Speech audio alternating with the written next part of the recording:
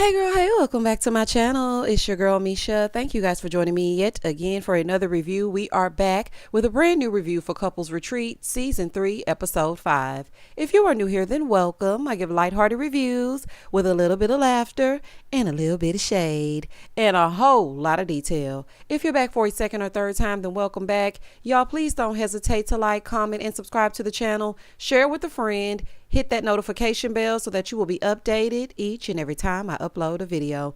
Now, child, let's get into it if we gonna get into it. When the episode first opens up, Jayln and Falyn are still talking to Tony and Chris. So he's telling Tony that Falyn thinks that she can control what he does and he's not here for it.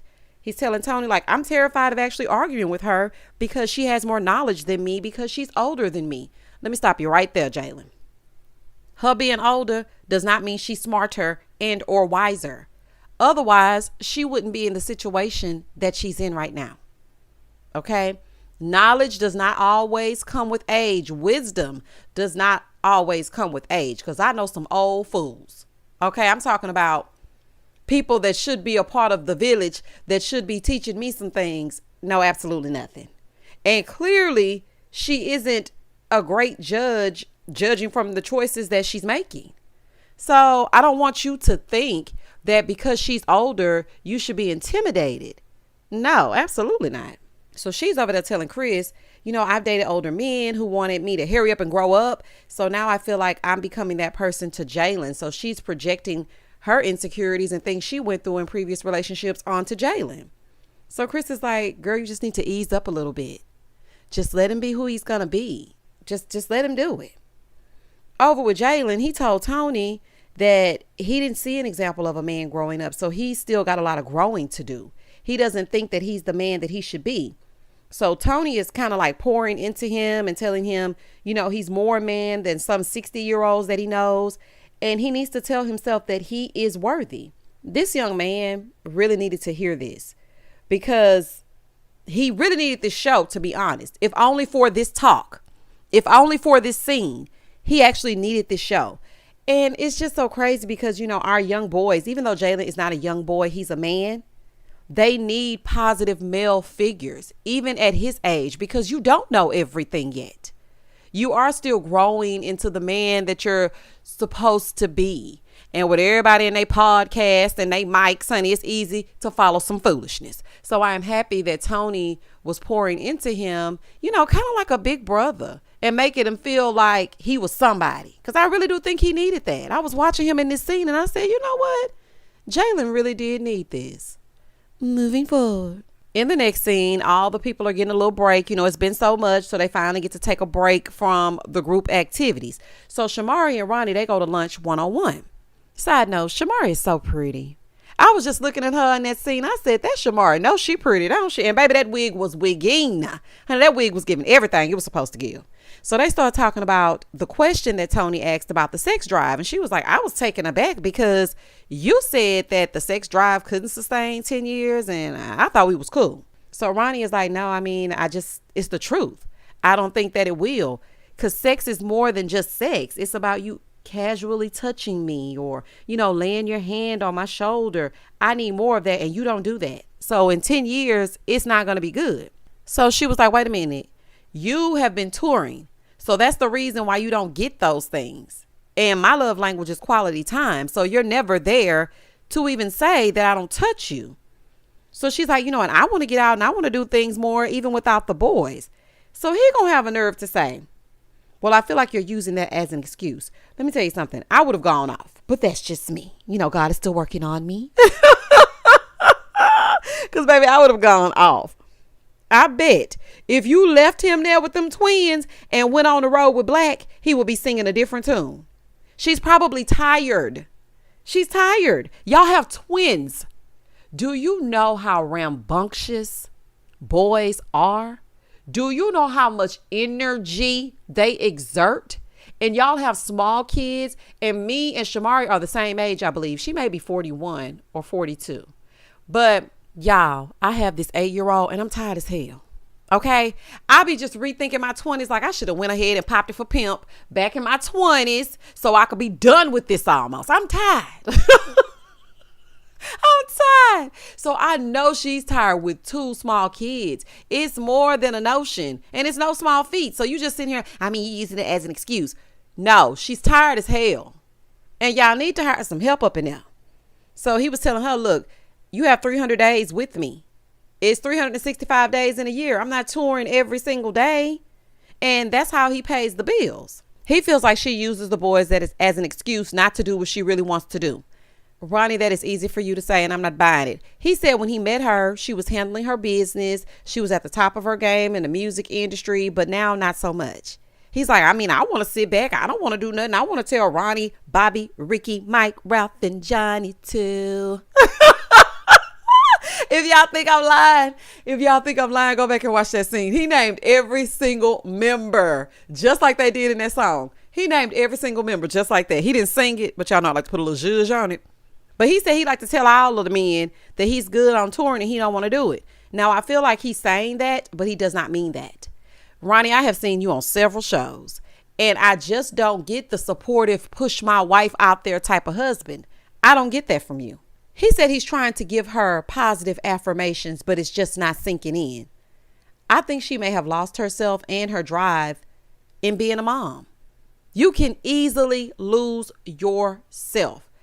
Let me just insert a story time that's not really a story time. So I'm coming upon my 41st birthday in about 4 months. And I just was looking in the mirror one day and I was just like, dang, I don't even recognize myself. I used to get my nails done every 2 weeks. I used to always have a good silk press or a sew-in or something. I just used to come so alive. When I leave the house, it was a moment. But now it's like leggings. Let me just put this on, tie my hair up in this turban. Let me go outside. I might put a little mascara on. It's really not giving much zhuzh. And I just said, you know what? I'm going to get me back. This year, I'm going to get me back because you can get lost in the sauce for real. It's like, mommy, mommy, mommy, mommy. And that's all you hear and that's all you know. So I feel like Shamari may be getting wrapped up in being a mom. Like if you really want her to do her thing, you need to find a way to take the load off of her. Now, I personally don't have that luxury because it's just me. Me, myself, and I, that's all I got in the end. That's what I found out. Honey, shout out to Beyonce. That's all I got. But there are 2 of you and you have the resources. So you really need to tell Shamari that she needs to implement some self-care because I don't think she does that very much. Moving forward. So after all that, they do a toast to longevity because Shamari is like, listen, this group gonna need it. She wants him to hear her instead of just trying to give her these Ronnie pep talks. Ronnie, you know exactly what you're doing, talking about you supporting Shamari, but you ain't. You just pretending to be. Boy, goodbye. In the next scene, Kendra and Jaceel go for a session with AJ. I'm going to never call this man Jock again. So Kendra and Jaceel, they go sit down with AJ. So she's asking Kendra how she feels about everything. And she was like, I'm thinking about the things that y'all told me last night. She said, the thing is, when I see it play back on TV, we've already hashed it out. But then it pisses me off all over again. Okay, now, Kendra, this I can understand. I can understand that. Because it has to be tough to relive something that you've already gone through. I understand that. Now, if you just explain it like that, honey, and stop getting so up in arms, you're going to be all right.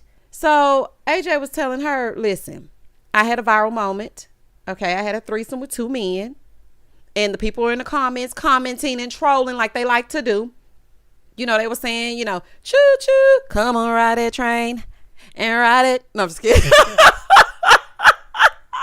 That used to be my song, honey. Oh, that used to be my song. But baby, they were saying she was getting the train ran on her and whatnot. But she basically turned it around against the trolls. She's like, I'm a freak, but I'm not a pro. Okay, I'm a lady with global options. Ma'am, nobody asked you for that, though. This is the thing. Celebrities are people in the public eye, public figures, because everybody's not a celebrity. You can be a public figure, which means you're known, but you're not a celebrity. Anywho, public figures feel like when they share, people aren't supposed to say anything.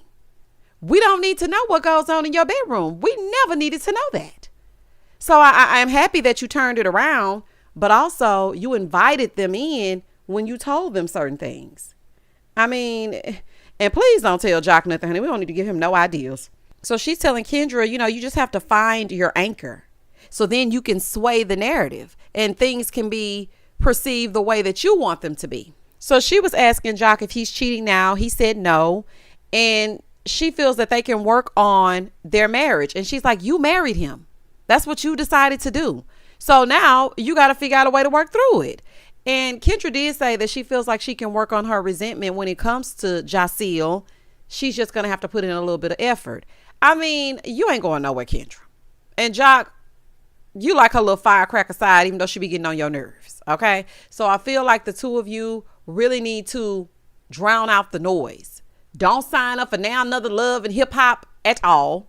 Okay. And don't even watch it, because if you don't engage, then there's nothing for you to get mad about. Over on the other side, in Tyreek and Tiana's room, aka Fat Boy and Tiana, they're getting ready for the night's activities.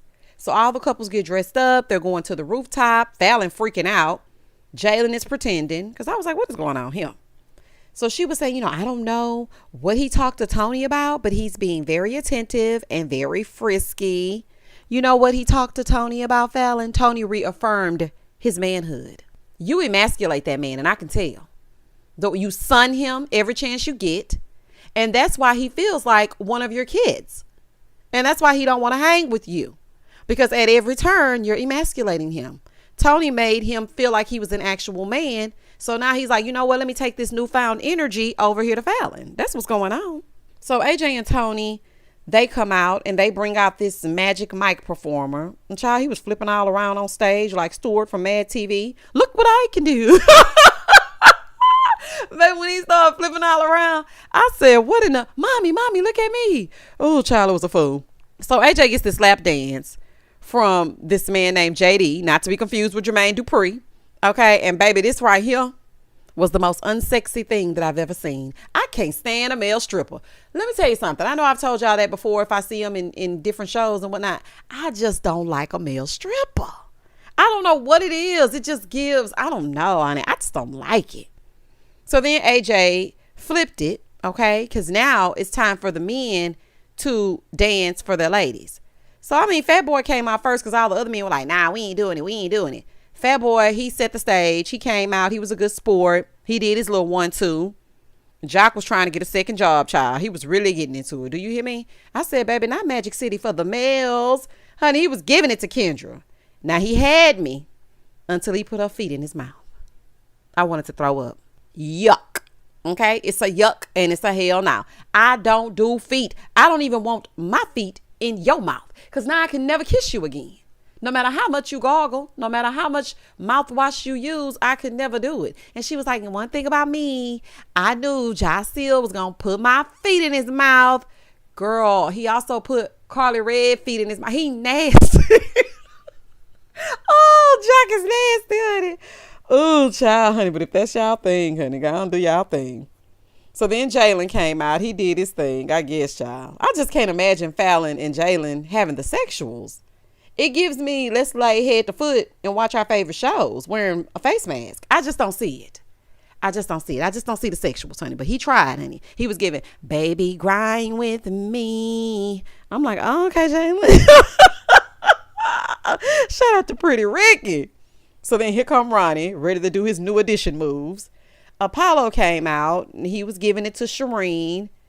And they used to doing that, baby, because Shireen was ready to go on the spot. She was like, yeah, we can go ahead and go. I said, oh, okay, girl. You making you feel like that? So now Breezy comes out, y'all. Breezy came and stood in Chris's face and just stared. Gave her a flower and then just stared. And then they sensually kissed. Girl, get down on it, okay? Breezy, quit playing. Girl. Quit playing, girl. Acting too cool for school. Loosen up a little bit. But Chris liked it or whatever. But I was just like, Breezy, what is this, girl? So after that, they celebrated Tiana's 25th birthday with a cake, and he gifted her with a necklace. I cannot believe Tiana is only 25. I really cannot.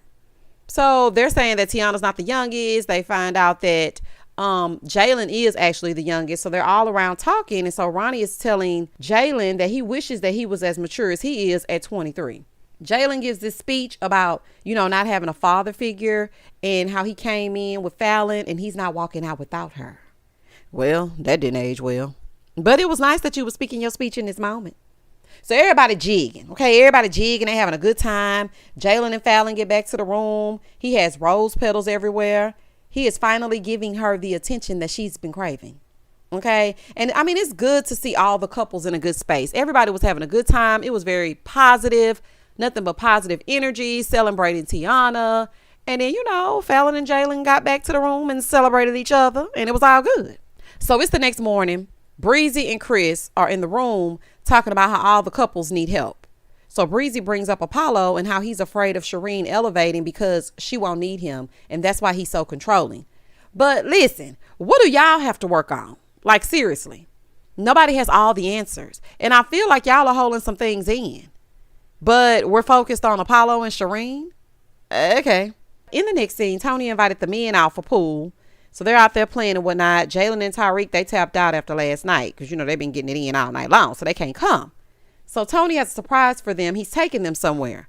So he gives them these like spandex leotard type things. And Jock is like, what we going to do with this? How is me putting on spandex going to help my relationship?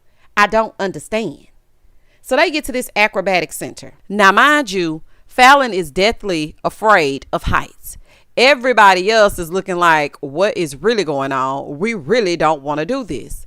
So they're getting up on this rope. It has something to do with their fears and communication or something like that, AJ told them. There's a reason behind it.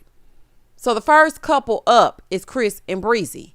Breezy wants to go ahead and get it over with because she says, I just want to conquer my fears and I just want to face things head on. Let's just get into it if we gonna get into it, basically. So they get up there. Breezy breezes right on through it. But then when it's Chris's turn, y'all, she gets up there and she is completely panicking and freezing. And the anxiety is on 1,000.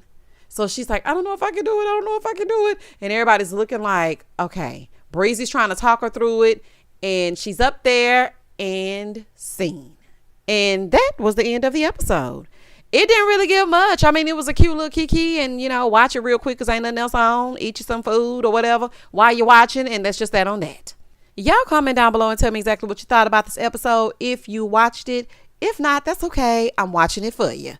Please don't hesitate to like, comment, and subscribe to the channel. And as always, stay safe, stay blessed, spread love, not germs. Peace.